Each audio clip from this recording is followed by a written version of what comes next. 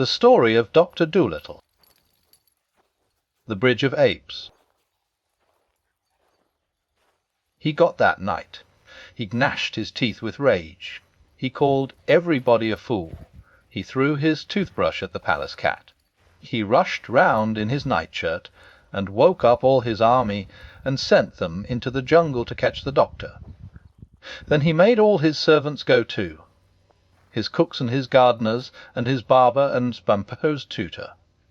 Even the Queen, who was tired from dancing in a pair of tight shoes, was packed off to help the soldiers in their search. All this time the doctor and his animals were running through the forest towards the land of the monkeys as fast as they could go. Gub-Gub, with his short legs, soon got tired, and the doctor had to carry him, which made it pretty hard when they had the trunk and the handbag with them as well. The king of the Jolliginki thought it would be easy for his army to find them, because the doctor was in a strange land and would not know his way. But he was wrong, because the monkey, Chi-Chi, knew all the paths through the jungle, better even than the king's men did, and he led the doctor and his pets to the very thickest part of the forest, a place where no man had ever been before, and hid them all in a big hollow tree between high rocks. "We had better wait here," said Chi-Chi, "till the soldiers have gone back to bed. Then we can go on into the land of the monkeys." So there they stayed the whole night through. They often heard the king's men searching and talking in the jungle round about, but they were quite safe, for no one knew of that hiding place but Chi-Chi, not even the other monkeys. At last, when daylight began to come through the thick leaves overhead, they heard Queen Ermintrude saying in a very tired voice that it was no use looking any more, that they might as well go back and get some sleep. As soon as the soldiers had all gone home, Chi-Chi brought the doctor and his animals out of the hiding place, and they set off for the land of the monkeys. It was a long, long way, and they often got very tired, especially Gub-Gub. But when he cried they gave him milk out of the coconuts, which he was very fond of. They always had plenty to eat and drink, because Chi-Chi and Polynesia knew all the different kinds of fruits and vegetables that grow in the jungle, and where to find them, like dates and figs and groundnuts and ginger and yams. They used to make their lemonade out of the juice of wild oranges, sweetened with honey which they got from the bees' nests in hollow trees. No matter what it was they asked for, Chi-Chi and Polynesia always seemed to be able to get it for them, or something like it. They even got the doctor some tobacco one day, when he had finished what he had brought with him and wanted to smoke. At night they slept in tents made of palm leaves on thick, soft beds of dried grass, and after a while they got used to walking such a lot, and did not get so tired, and enjoyed the life of travel very much. But they were always glad when the night came, and they stopped for their resting time.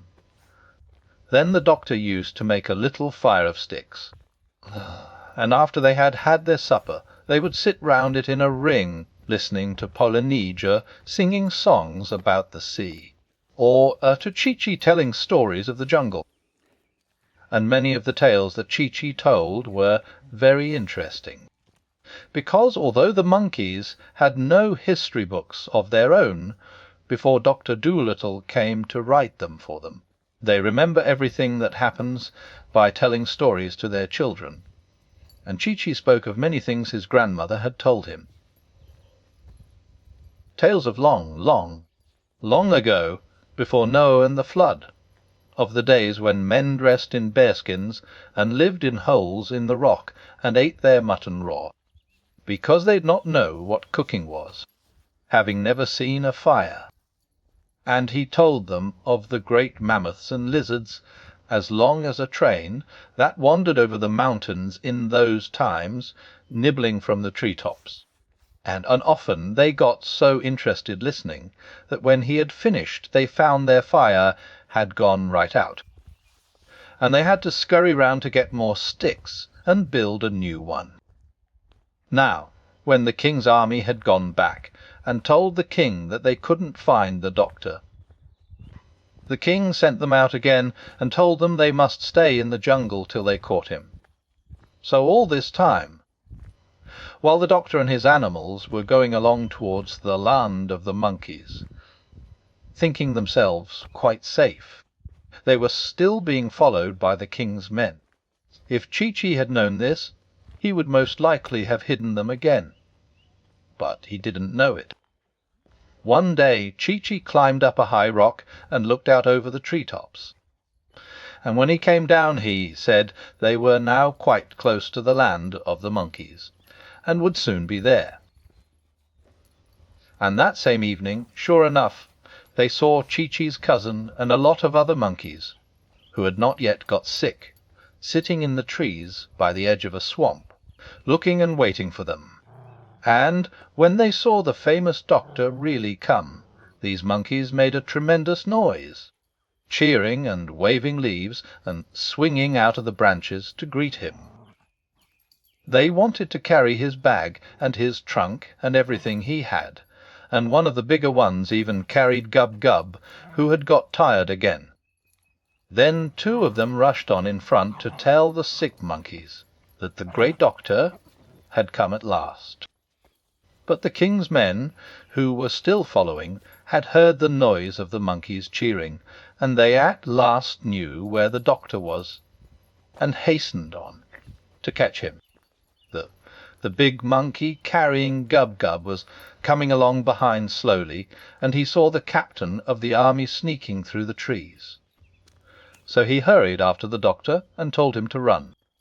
Then they all ran harder than they had ever run in their lives, and the king's men, coming after them, began to run too, and the captain ran hardest of all.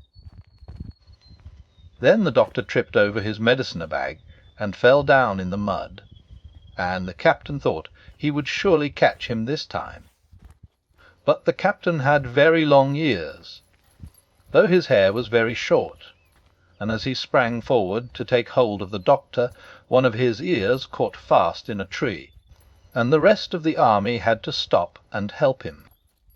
By this time the doctor had picked himself up, and on they went again, running and running, and Chi-Chi shouted, "It's all right. We haven't far to go now." But before they could get into the land of the monkeys, they came to a steep cliff with a river flowing below. This was the end of the kingdom of Jolliginki, and the land of the monkeys was on the other side, across the river. And Jip, the dog, looked down over the edge of the steep cliff and said, "Golly, how are we ever going to get across?" "Oh, dear," said Gub-Gub. "The king's men are quite close now. Look at them. I am afraid we are going to be taken back to prison again." And he began to weep. But the big monkey who was carrying the pig dropped him on the ground and cried out to the other monkeys, "Boys' bridge. Quick, make a bridge. We've only a minute to do it. They've got the captain loose, and he's coming on like a deer. Get lively. A bridge, a bridge." The doctor began to wonder what they were going to make a bridge out of, and he gazed around to see if they had any boards hidden any place. But when he looked back at the cliff, there, hanging across the river, was a bridge all ready for him, made of living monkeys. For while his back was turned, the monkeys, quick as a flash, had made themselves into a bridge just by holding hands and feet. And the big one shouted to the doctor, walk over, all of you, hurry." The Gub-Gub was a bit scared, walking on such a narrow bridge at that dizzy height above the river. But he got over all right, and so did all of them. The John Dolittle was the last to cross, and just as he was getting to the other side, the king's men came rushing up to the edge of the cliff. Then they shook their fists and yelled with rage, for they saw they were too late.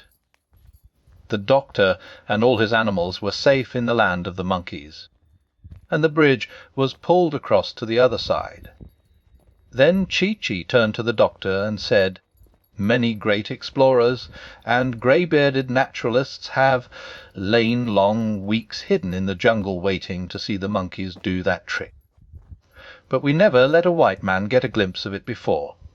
You are the first to see the famous Bridge of Apes." And the doctor felt very pleased.